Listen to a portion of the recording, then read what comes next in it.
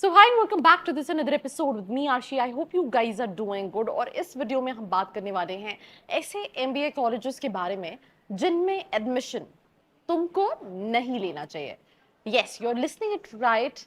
मैं बात कर रही हूँ कॉलेजेस जहाँ पे तुमको एडमिशन नहीं लेना चाहिए. अब तुम्हारे दिमाग में ये सवाल आएगा कि हमेशा आप वीडियोस बनाते हो, look for these colleges, इस परसेंटाइल पे ये colleges, but now what all of a sudden came to your mind and you're talking about that don't take admission to these colleges, right?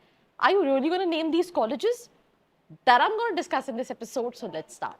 अगर आप एक MBA एस्पिरेंट हो, आपने cat दिया है, जैट दिया है या फिर कोई एंट्रेंस एग्जाम नहीं दिया, परसेंटाइल कम है, ज़्यादा है और आप कॉलेजेस की रियलिटी जानना चाहते हो दैट जो प्लेसमेंट क्लेम कर रहे हैं वो सही में है या नहीं, मार्केटिंग हो, फाइनेंस हो या फिर HR हो, ये सारे सवालों के जवाब आप ले सकते हो. नीचे एक प्रोफाइल एनालिसिस फॉर्म दिया है, उसको फिल करके आप डिटेल्स ले सकते हैं. साथ ही साथ आप कॉल और व्हाट्सएप पे भी कनेक्ट हो सकते हैं जिसकी डिटेल्स डिस्क्रिप्शन में है. So now let's get back to the video. यार कोई भी student right from tier 1 category to tier 2 category to tier 3 category और इसके बीच में जितनी भी 0.5 कैटेगरीज आती हैं उन सभी कैटेगरी के स्टूडेंट्स के साथ क्या होता है. लेट्स इन केस अगर एक स्टूडेंट टियर 2 के कॉलेजेस देख रहा है तो उसकी लिस्ट में हो सकता है LBSIM हो, LBSIM के साथ 4 हो, 4 के साथ हो सकता है उसके पास IFMR चेन्नई हो. तो उसके पास जितने भी कॉलेजेस होंगे उनके प्लेसमेंट्स में बहुत ज़्यादा फर्क नहीं होगा, right. Similarly, if we talk about tier 3 category colleges, एक बच्चे के पास बालाजी भी है, एक बच्चे के पास IBS हैदराबाद भी है, एक स्टूडेंट के पास अलायंस भी है. प्लेसमेंट अगर आप वेबसाइट्स पे देख रहे हो तो भी काफी सिमिलैरिटीज मिलेंगी. And same happens when you look for colleges when it comes to tier 1 category. तो जिस स्टूडेंट का जितना परसेंटाइल है उस परसेंटाइल पे there are options and all those options are quite similar. Then choosing a right college becomes a very difficult task.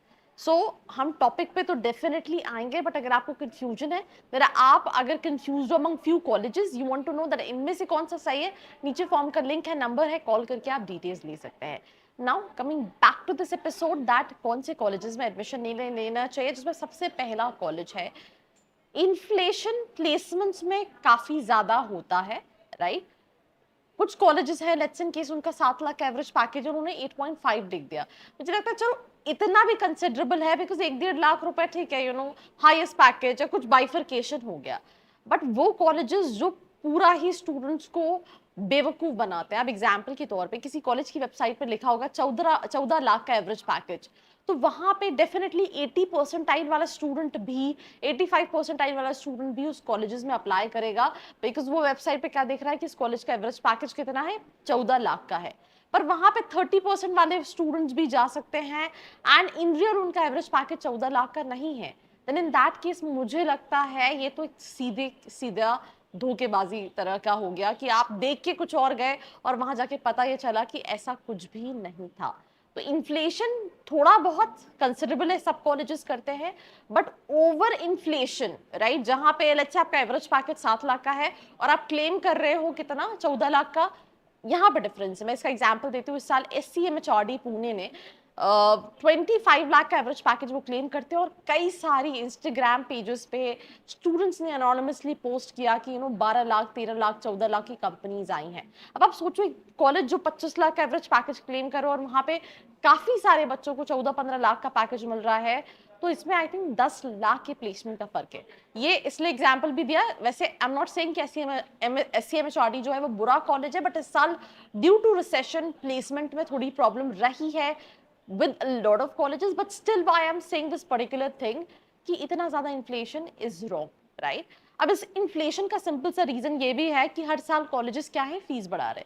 किसी college की 7 lakh fees थी अब 10 लाख हो गई है, किसी कॉलेज की 15 लाख फीस थी अब 20 लाख हो गई है.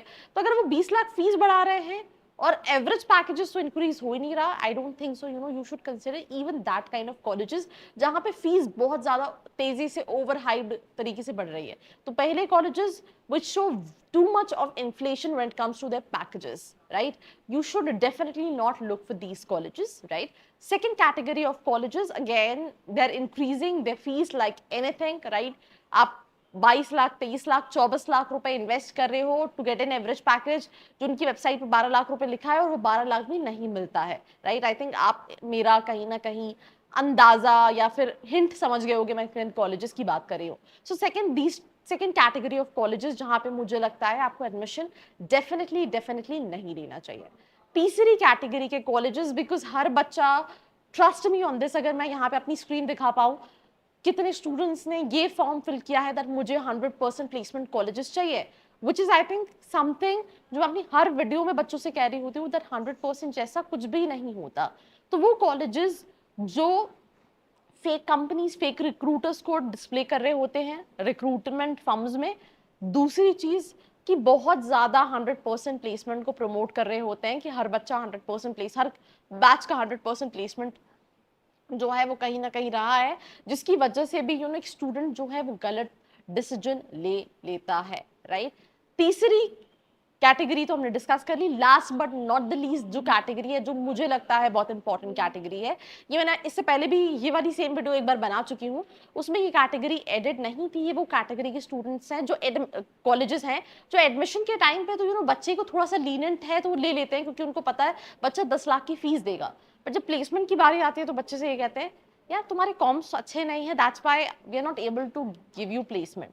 भाई यही चीज बच्चे को क्लियर कर दो ना एडमिशन के टाइम पे कि तुम्हारे कॉम्स अच्छे नहीं है, तुम्हें काम करना पड़ेगा, तुम नहीं काम करोगे तो हम तुम्हारा प्लेसमेंट नहीं कराएंगे। एडमिशन के टाइम पे तुम 100% प्लेसमेंट दिखाते हो और 2 साल बाद जब वो बच्चे के कॉम्स अच्छे नहीं होते हैं तो उसको प्लेसमेंट से ये बोल के कहीं ना कहीं मना कर दिया जाता है। अब आपके दिमाग में डेफिनेटली क्वेश्चंस आ रहे होंगे कि मैं ऐसे कौन से कॉलेजेस हैं, देयर सो मेनी कॉलेजेस, आपकी लिस्ट में भी कई सारे कॉलेजेस हो सकते हैं। अगर आप और डिटेल में जानना चाहते हैं प्लीज, अगर क्योंकि आपके पास कॉल्स तो 50 लोग के आ रहे हैं, you even don't know that वो जो कॉल्स हैं वो कहाँ से आ रहे हैं, whether they belong to any college जिसका आपने फॉर्म ही फिल कर रखा है, आई डोंट नो बिकॉज अगर आपके पास कोई रैंडमली कॉल आएगा और वो आपसे ओटीपी मांगेगा, आप डेफिनेटली शेयर नहीं करोगे।